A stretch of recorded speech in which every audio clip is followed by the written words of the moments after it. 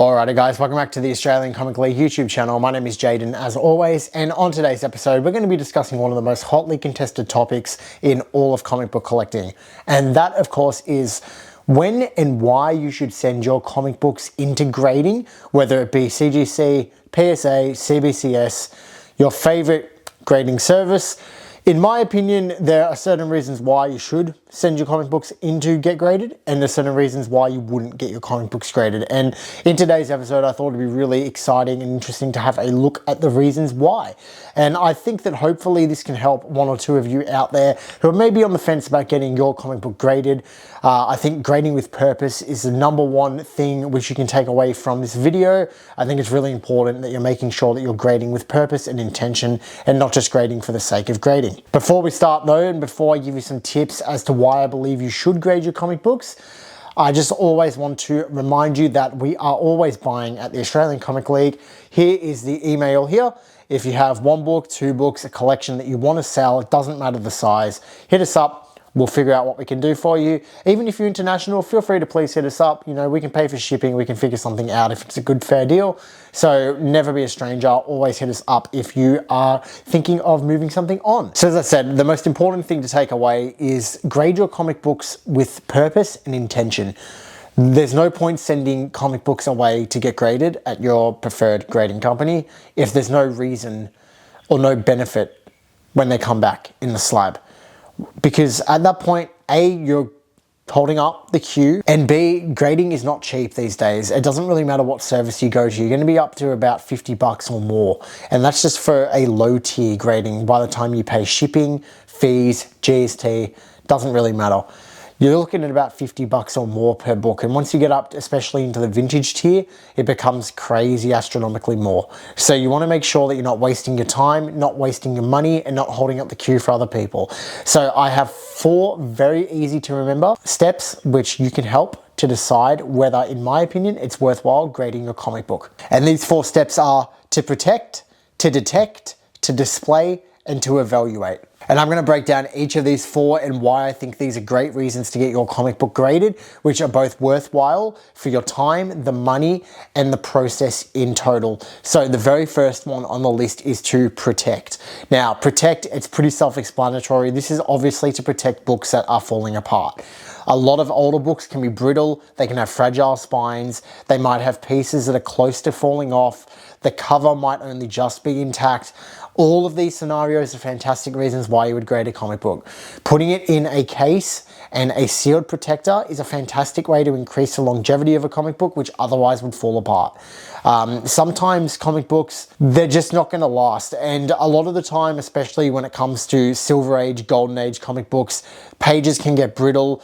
Spines can worsen in quality. You can have chips and things on the spine, which are only getting worse over time.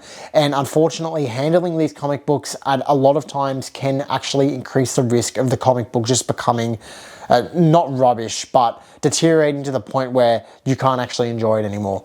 So grading a comic book is a fantastic way to increase the longevity of the life of the comic, as well as the longevity of your enjoyment of the book.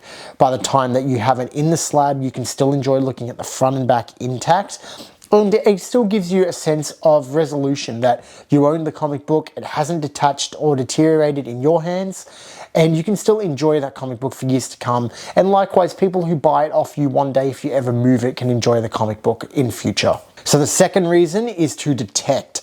Now, detect, this is obviously referring to detecting if there's something wrong with the comic that you may not have been aware of. This can include restoration, qualification, if there's married pieces. This can include as well as missing pieces, missing pages, missing coupons, all this kind of thing that you may or may not have been aware of when you bought the book raw. A lot of people don't have the skills to know if something's been color touched, trimmed, if a spine has been reinforced, if the interior has been lightened. And grading a comic book can be a fantastic way to uncover all of these truths. Now, of course, it's not a nice feeling when you get a comic book back and it comes back as a purple or green label. But the purpose of grading a book, especially when it comes to high value, is that it provides a secure and transparent transaction between the seller and the buyer. And it can be a fantastic reason to grade your comic book. And obviously more times than not, it's going to come back blue label. So by having that blue label there, or even if it is purple or green, at least you're being transparent with the person buying and you can come to a fair agreement on price. And even if you're not on moving the comic, and even if you want to keep it in your PC, at least you know what you have, and at least there's no discrepancy between yourself and what you thought you had in your collection. And sometimes I understand completely that you may not want to know, but I think especially with grading to on-sell a comic book, it can be a fantastic way to have the buyer and seller be as transparent as possible as to what is being transacted, and then you can come to a fair agreement on price. So I think it is a very handy tool to have, especially if you collect older books like Golden Age books. Grading the comic can be a fantastic way to know that what you have is in the original condition that it was printed and published, and that the original person who owned the comic book hasn't altered it over time. And it can be a crucial skill to have, and a lot of people, including myself, just don't know how to detect that sort of stuff. And I would never ever sell a Golden Age book saying that it's unrestored or there's been no work done to it, because I can't tell. And that's where grading comes in. I've sent Golden Age books to CGC before, and it's a fantastic way to know what you have. So the third reason why I would recommend getting your comic book graded is to display the comic book. Now, display is a fantastic reason to grade your book. Obviously, having a book in a CGC holder, in a lot of ways, it's like having a display case with a plaque on top of it. And it can be an absolutely incredible way to put your book on a shelf, on your wall, even on your desk, or really however you want to display it. Having it in a graded comic book case is a fantastic way to go about it. And arguably, it's one of the best ways to go about it. You've got protection from outside sources, from damaging the book, and it looks lovely on display, and it gives you a very clear representation of what you have in your collection, as well as some lovely notes on top about the significance of the book, if there is some, as well as incredible specifications like the year, the month, the publisher, the character. Basically all the information you could possibly want is there on the slab, perfectly placed in a plaque symmetrically above the book. So it's a fantastic way to display your books. I use it for that purpose myself. I know a lot of other people do as well. Sometimes having a book in a bag and board, while you get the benefit of reading it, it doesn't really cut the mustard for display. And you can of course use frames and stuff like that to put them on your wall, but there's something special about having a comic book graded on your wall, and there's a unique kind of experience about it. So I think that's a great reason to grade your comic. Now, the fourth reason why I think it's a great idea to grade your comic book, if you're on the fence about it, is to evaluate the book. Now, this kind of links into the second point that I had about detection, but this is less so about detection and more so about actually evaluating the grade of the book. Now, I think that if you have a book which sits around probably the mid-grade range, grading the comic book for the purpose of evaluation in a lot of instances may not be fantastic, especially when it comes to the silver, bronze, and modern age, as those kind of grade ranges do sort of start to level out to what you will see with the raw prices in terms of where they sell. So you may have a 5.0 silver age mid-grade book that's, you know, just a run-of-the-mill book. I don't think you would grade that for evaluation, because you can likely get a similar price for it if you sold it raw, and you would save all of the grading fees along the way. However, if you have a high grade silver age or bronze age or golden age book, and especially if you have a golden age high grade book, grading the book can add incredible amounts of value to it, and it can give you a really good evaluation of what you have. So the key thing with this point is making sure that the books that you choose to send in for the purpose of evaluating them are books where the final figure that you expect it to come back as, once it's graded, exceeds the amount that you would get if you sold it raw, plus the cost of grading it. So let's say that a book sells raw for $200. The cost of grading it is $75. You want to make sure that when your book comes back at the lowest end, it will sell for over $275.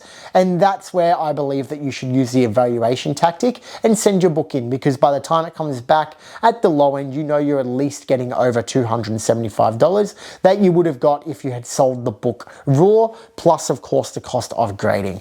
And that's where if you have a 9.0, 9.2, 9.4, 9.8 copy of a book that's in demand and desirable, sending a book in for grading to evaluate it is a fantastic way to A, ensure you get the top price when you sell your book, but B, also make sure that you have a clear representation of what your book is worth, so that way you don't actually sell it for less if you had have sold it raw. So those are the 4 ways that I would look at sending my comic book into grading if I was considering it.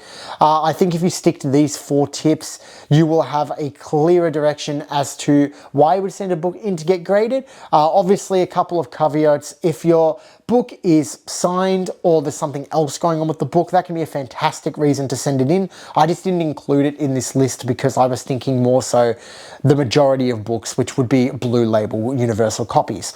So I think that if you have something unique going on with your book, sending it in to get graded kind of comes into all of these 4 tips that I said anyway, in terms of making sure you get the top value, authenticated, and everything is on the same page between you and the other buyer on the other side if you ever go to move the book.